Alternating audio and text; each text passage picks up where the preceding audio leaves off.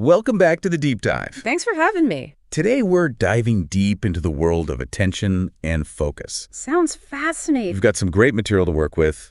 Excerpts from Daniel Goleman's book, Focus. A classic. Plus a collection of your notes on related topics, from mindfulness to leadership. It's going to be quite a journey. I'm excited to unpack all of this. It's amazing how much we take our attention for granted. It really is. It's the basis of how we learn, connect with others, and even how we succeed. Absolutely. So today, let's really try to understand those unseen forces that shape our experiences. Yes, let's. From those subtle cues we pick up on to the larger systems that influence our choices. Okay, let's jump right in. Oh. Goleman starts Focus with an anecdote that really resonated with me. Ah. He talks about writing in a busy newsroom, surrounded by activity, and still being able to concentrate. Right. It reminded me of trying to work in a crowded coffee shop. Yeah.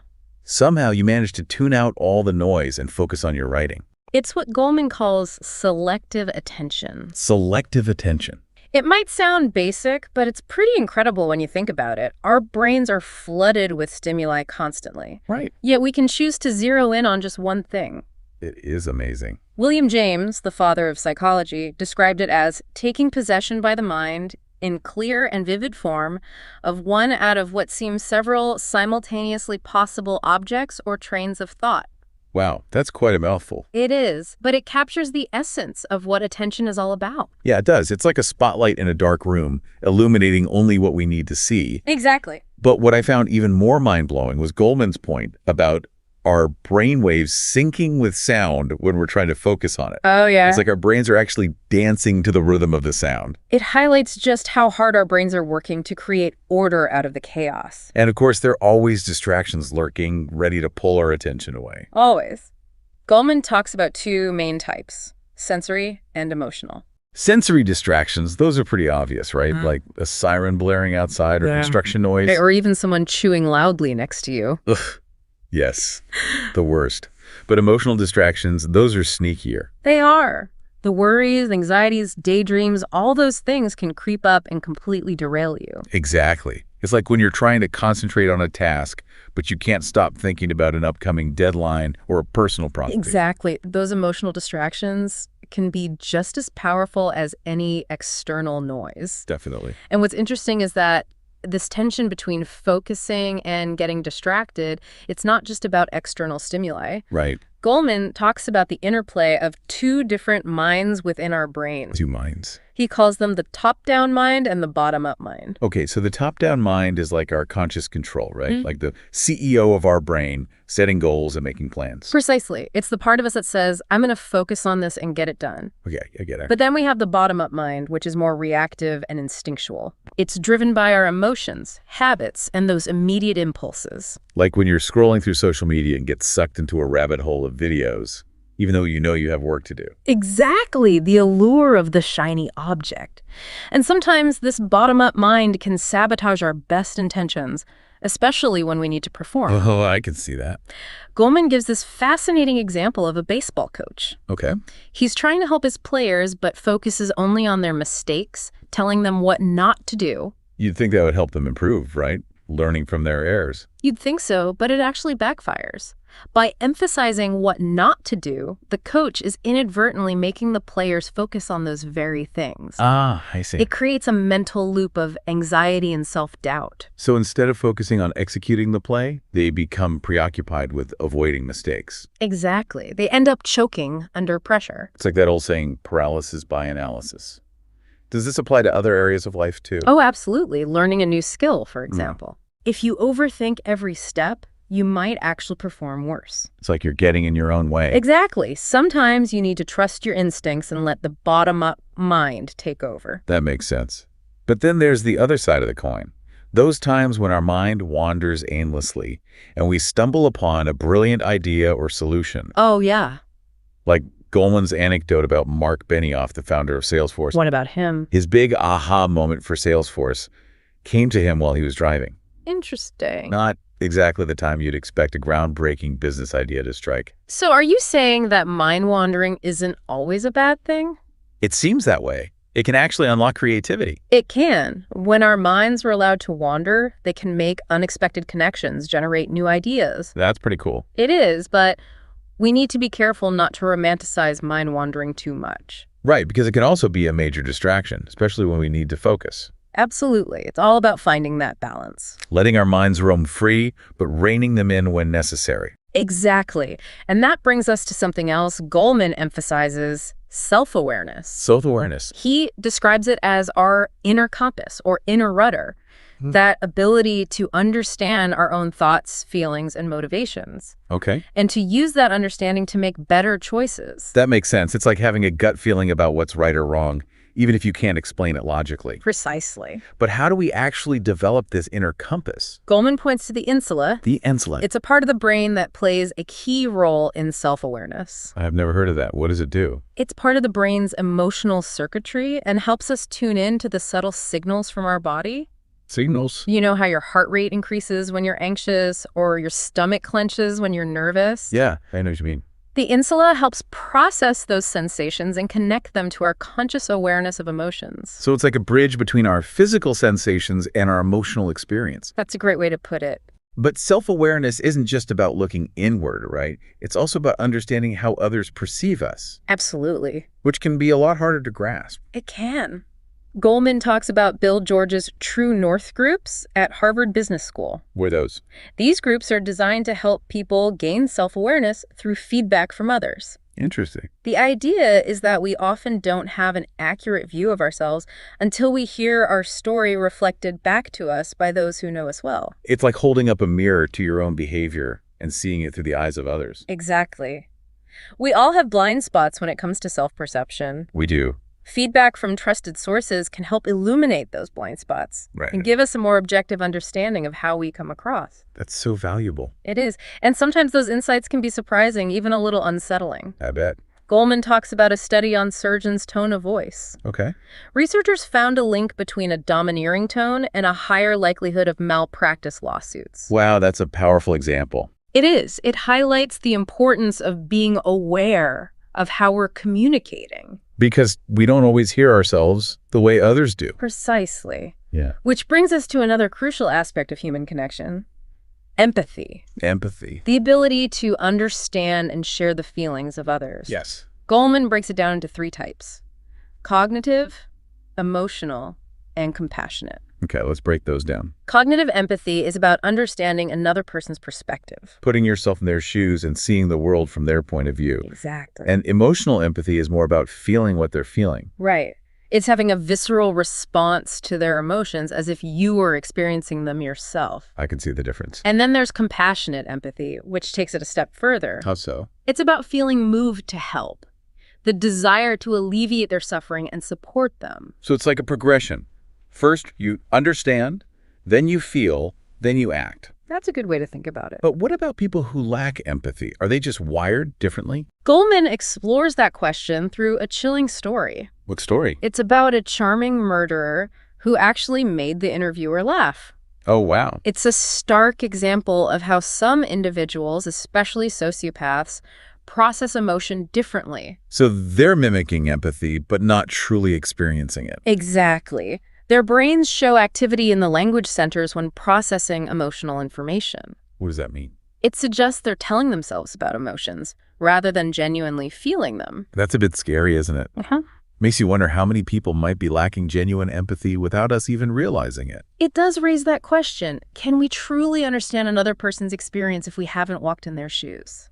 That's a good question. And it makes me think about Goleman's point about technology sometimes hindering empathy. Oh, right. He describes an experience where a nurse was taking his blood pressure while looking at a video monitor. Instead of making eye contact with him. Exactly. I can see how that would create a sense of disconnect. It did. Very impersonal. And, research shows that power dynamics also play a role in empathy. Really? How so? Studies have found that people in positions of power tend to be less attuned to the emotions of those with less power. That's interesting. The more power someone has, the less likely they are to see the world from the perspective of those who have less. That's a fascinating point. It makes you think about how power dynamics play out in all sorts of situations at work, in families, even in friendships. Absolutely. It's something to be mindful of. Speaking of seeing the bigger picture, that's a perfect segue into systems thinking, Systems thinking. that ability to recognize patterns and connections within a larger system. Right. Understanding that seemingly isolated events are often interconnected in ways we might not initially perceive. Exactly. Yeah. Goleman starts this section with a great story about Larry Brilliant, the doctor who helped eradicate smallpox. Oh, I know that name. He was recovering from an injury in a remote village in India and started collecting ancient Indian coins to pass the time. An interesting hobby. It seems random, but it led to a profound insight. What was that? He noticed patterns in where certain coins were found Okay. and realized they corresponded to ancient trade routes. Wow. So something as simple as studying old coins gave him a glimpse into a larger historical system. It did. It reminds us that even the mundane can offer unexpected insights when we look at things from a systems perspective. Absolutely. It's about connecting the dots. Goleman then talks about messes. And messes. He defines them as complex problems with interconnected causes and consequences, Okay. like water scarcity. Right. It's not just about a lack of rainfall. It's also about population growth, agricultural practices, pollution, all these factors tangled together.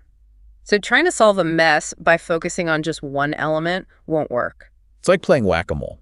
You might solve one problem, but another pops up somewhere else. You need that systems perspective to see the whole picture and come up with effective solutions. And that's where big data can play a crucial role. Big data. Goleman talks about Google's flu tracking system. Oh, yeah. They were able to predict flu outbreaks before traditional methods just by analyzing search queries.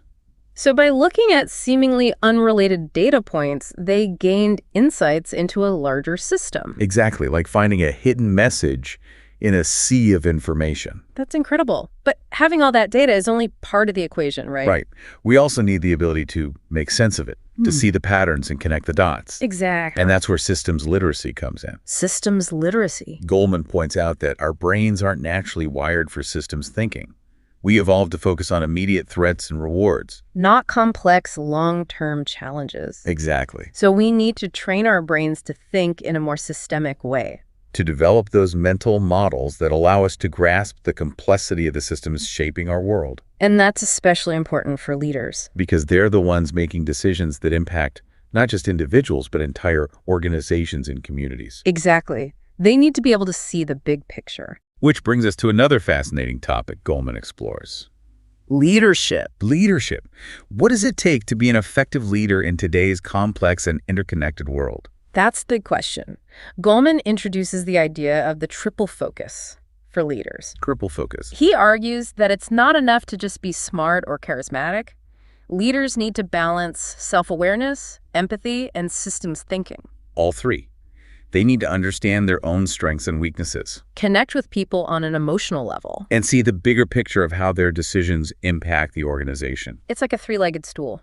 If one leg is weak, the whole thing becomes unstable. It does. Goleman really emphasizes the importance of long-term vision for leaders. Long-term vision. He contrasts it with the short-term focus of many organizations today, highlighting the downfall of BlackBerry as a cautionary tale. BlackBerry. They were once the dominant player in the smartphone market. They were, but they failed to adapt to the rise of touchscreen phones and app-based ecosystems. They were so focused on their existing strengths, their secure network and physical keyboards. They missed the boat on the next wave of innovation. And ultimately, it led to their demise. It's a stark reminder that no matter how successful you are today, you need to be constantly scanning the horizon. For the next big thing. Exactly. And that requires a shift in mindset from a short-term focus to a long-term perspective. Goleman talks about leaders needing to think in terms of decades, not just quarters. He does. But that's a tough challenge in today's business environment. It is. There's so much pressure to deliver immediate results. There is, but Goleman suggests that leaders can cultivate a long-term perspective by focusing on the organization's values and overall mission. So it's about remembering why the organization exists in the first place. Exactly, and making sure that every decision aligns with those core principles. Leading with purpose and integrity. Precisely. And Goleman talks about how leaders need to be able to articulate a compelling vision for the future. One that inspires and motivates people to work towards a common goal.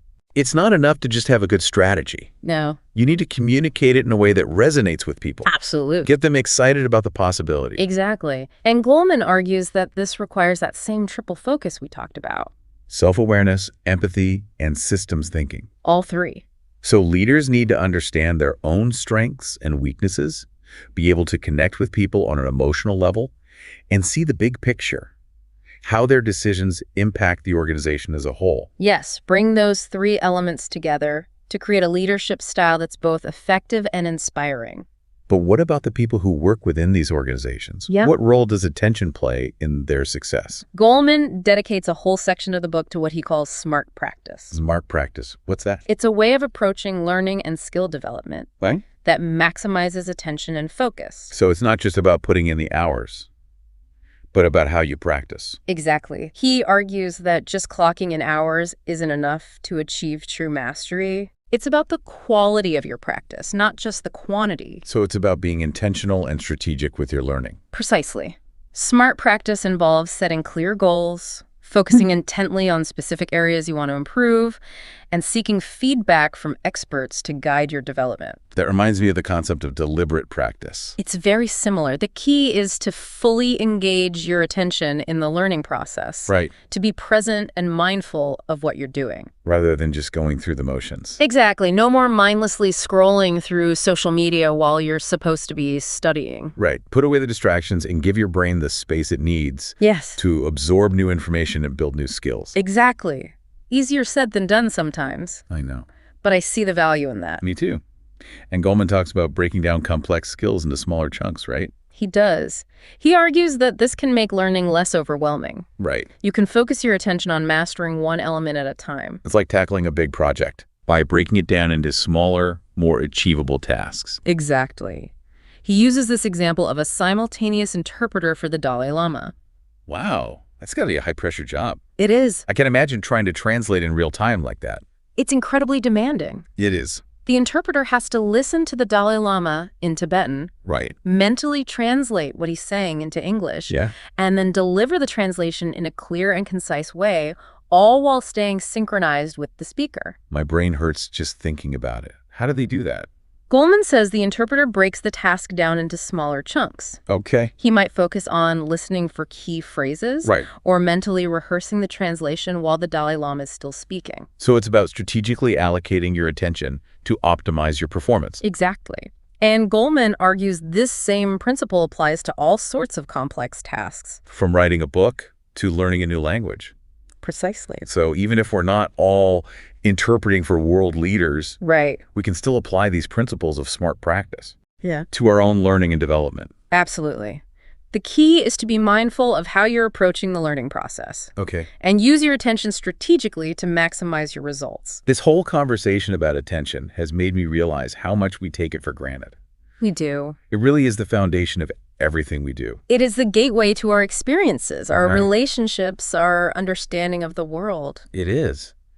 And attention isn't just about focusing on tasks No. or learning new skills. No, it's also about being present in our lives. Yes. Savoring the moment. Mindfulness. Exactly. Paying attention to the present moment without judgment. That's right. It's about noticing our thoughts, Yeah. feelings, and sensations without getting carried away by them. I've heard a lot about mindfulness lately. Yeah. It seems like it's become really popular. It has. And for good reason. Why is that? Goleman talks about how mindfulness can free us from the tyranny of our own minds. The tyranny of our own minds. What does he mean by that? He describes it as creating space between ourselves and our thoughts. Okay. So instead of being consumed by our worries, Right. anxieties, and all the mental chatter, we can observe them. With a sense of detachment. Exactly. It's like stepping back from the chaos of your mind, Yeah. becoming an observer rather than a participant. I like that. That sounds really liberating. It is. It allows us to see our thoughts and emotions more clearly, Right. and choose how we respond to them. Rather than being swept away by them. Precisely. That's powerful. Isn't mindfulness also about paying attention to our physical sensations? Yes, it is. It's about noticing the sensations in our bodies. Okay. The feeling of our breath, the way our feet feel on the ground, the taste of our food. It's about bringing our attention to the present moment and experiencing it fully, with all our senses. Exactly. And this can help us appreciate the simple things in life. The things we often take for granted. Precisely. And Goleman argues that this mindful awareness can have a huge impact on our well-being. In what way? He cites studies that show mindfulness can reduce stress, Okay. improve sleep, Really? even boost our immune systems. Wow, that's impressive. So it's not just about feeling calmer, more focused. It's about improving our overall health. It is. And the best part is that anyone can practice mindfulness. You don't need any special equipment or anything. Exactly. So how do we get started? What are some simple ways to incorporate mindfulness into our lives? Goleman suggests starting by simply paying attention to your breath. Oh, okay. It's a simple but powerful anchor to the present moment. It's something we do all the time, but we rarely pay attention to it. That's true. But by bringing our awareness to our breath, we can begin to calm our minds and tune into the sensations of our bodies. What about formal mindfulness meditation? Goleman does recommend setting aside a few minutes each day to sit or lie down in a quiet place and simply observe the breath. He argues that this kind of regular practice can help us cultivate a deeper sense of awareness and inner peace. That makes sense. Yeah. And that can have a ripple effect on all areas of our life. Precisely. He also suggests incorporating mindfulness into our daily routines. So we can practice mindfulness while we're walking, eating, even doing the dishes. Exactly. The key is to bring your full attention to whatever you're doing. Even the most mundane tasks. Yes, and to notice the sensations, the thoughts and the emotions that arise without judgment. Being fully present in each moment. Exactly, rather than letting our minds wander to the past or future. It sounds like a powerful way to reduce stress. It is. Increase our enjoyment of life. Cultivate a greater sense of peace and contentment. Precisely. It sounds like mindfulness is a valuable tool for navigating this crazy world we live in. It is. And Goleman talks about how mindfulness is becoming more and more popular in the workplace. Really? Why is that? He cites examples of companies like Google and Target that have incorporated mindfulness programs into their corporate cultures. What kind of program? They offer their employees opportunities to practice mindfulness meditation, yoga, and other techniques. Designed to enhance focus, reduce stress, and improve overall well-being. Exactly. It's like a corporate wellness program for the mind. I like that. So this trend reflects a growing recognition of the importance of attention and focus. It does. In today's fast-paced work environment. It makes sense. In a world where we're constantly bombarded with information and distractions, being able to focus is a valuable skill. Absolutely. Yeah. And employees who are more mindful are more productive, more engaged, and more resilient in the face of stress. Exactly, which benefits both the individual and the organization. It's a win-win. Yeah. But mindfulness isn't just for adults, right? No, not at all. Goleman talks about cultivating attention skills in children. From a young age. Yes, if we can help kids develop strong attention skills early on, it will set them up for success. In all areas of their lives. Exactly. He highlights a program called Inner Resilience. Inner Resilience. That's being used in schools across the U.S. What's the focus of the program? It combines mindfulness, emotional intelligence, and social skills training. So it's a holistic approach. It is. To developing the whole child. Precisely. Okay. And it's been shown to have a positive impact on children's academic performance. That's great. Their social and emotional well-being. Even their physical health. That's encouraging. Yeah. What are some of the techniques they use in this program? They teach kids simple mindfulness exercises. Like what? Like paying attention to their breath or noticing the sensations in their bodies. Okay. They also help them develop emotional literacy. Emotional literacy. The ability to identify and understand their own emotions and the emotions of others. It sounds like a really valuable program. Wish they had that when I was a kid. Me too. It highlights the fact that attention skills are not just innate talents. They can be learned and developed through practice. Exactly. Just like any other skill. So we shouldn't just assume that some kids are naturally good at focusing, while others are not. Everyone has the potential to improve. That's a good point. And Goleman argues that we should be teaching these skills in schools. He does. Alongside traditional academic subjects. He believes attention training should be an integral part of every child's education. Wow. Just as important as reading, writing, and arithmetic. Yes, he does. It's like giving kids a set of tools. That will help them navigate the complexities of life. Exactly. And those tools will serve them well throughout their lives. But what about those of us who are no longer in school? Can we still improve our attention skills? Of course. It's never too late to learn. I'm glad to hear that because my attention span isn't what it used to be. I feel like I'm constantly getting distracted. You're not alone. We live in a world designed to distract us. With all the notifications, social media feeds, and endless streams of content vying for our attention. Exactly. But Goleman offers a variety of tips and techniques for improving attention in adulthood. I'm all ears. What are some of his suggestions? Well, he emphasizes getting enough sleep. I know.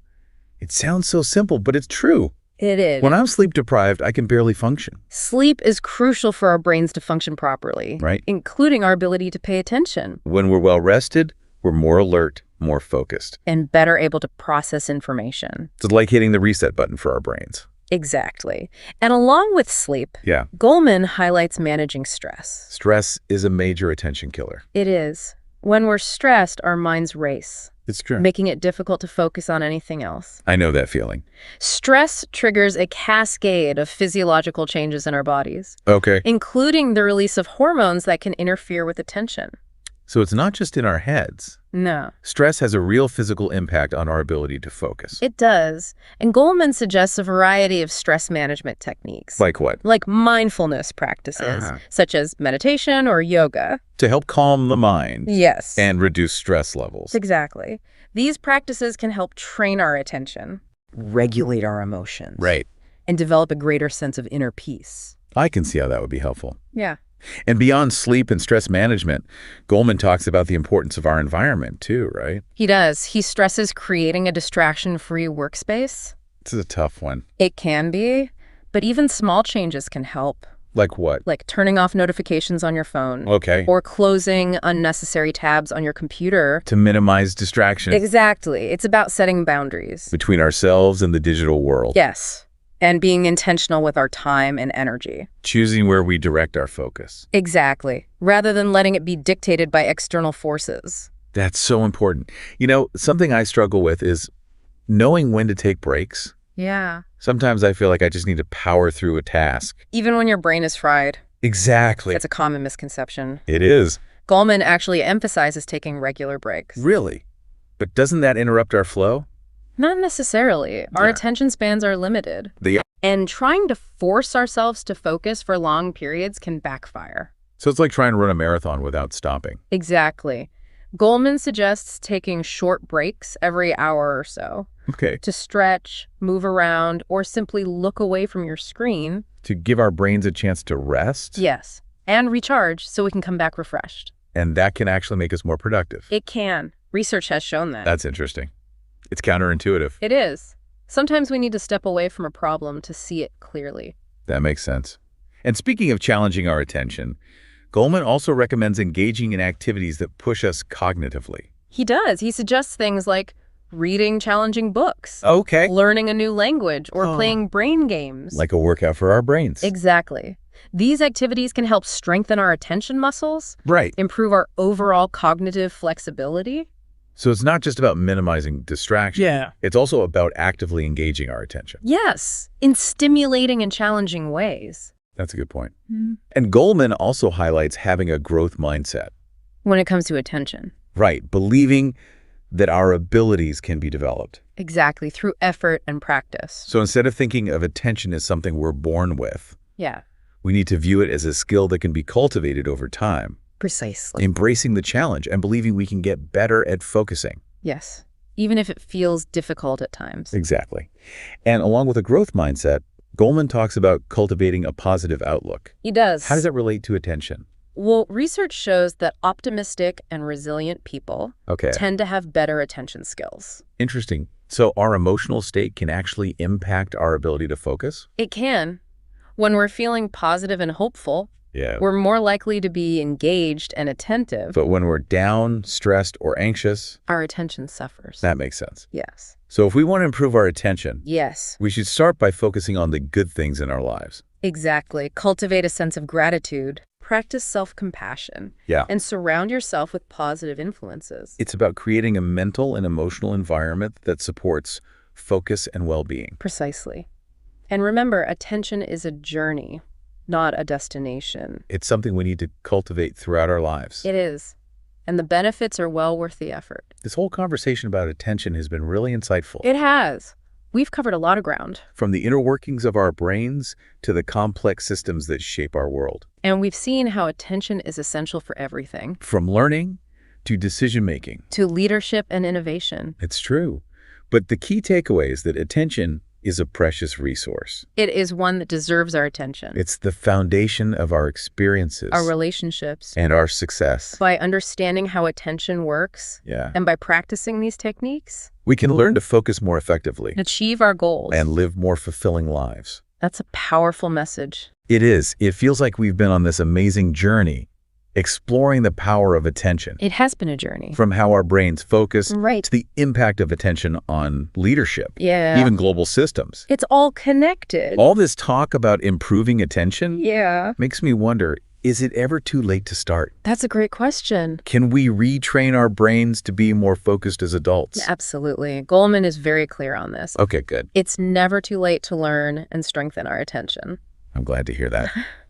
Sometimes I feel like my attention span is shrinking by the day. I think a lot of people feel that way, especially with all the digital stimulation nowadays. It's true. It's like our brains are on overdrive. Information overload. But the good news is we can take back control. How? Goleman offers a bunch of practical strategies for enhancing attention. Even amidst all the chaos? Even then, he starts with the basics. Like what? Getting enough sleep. Sleep, right. I know it sounds simple, but I'm useless when I'm sleep deprived. It's crucial. Sleep is essential for our brains to function properly. Yeah. And that includes our ability to pay attention. Makes sense. When I'm well rested, I'm more alert, more focused. You're better able to process information. It's like hitting the reset button. Exactly. Along with sleep, Goleman highlights the importance of managing stress. Oh, stress. Yeah. It's a huge attention drain. It is when you're feeling overwhelmed. Yeah. It's like your brain goes into overdrive. I know the feeling. You can't focus on anything. Stress triggers all sorts of physiological changes. Okay. Including the release of hormones that can really mess with your attention. So it's not just a feeling. No. Stress has a real physical impact on our ability to focus. It does.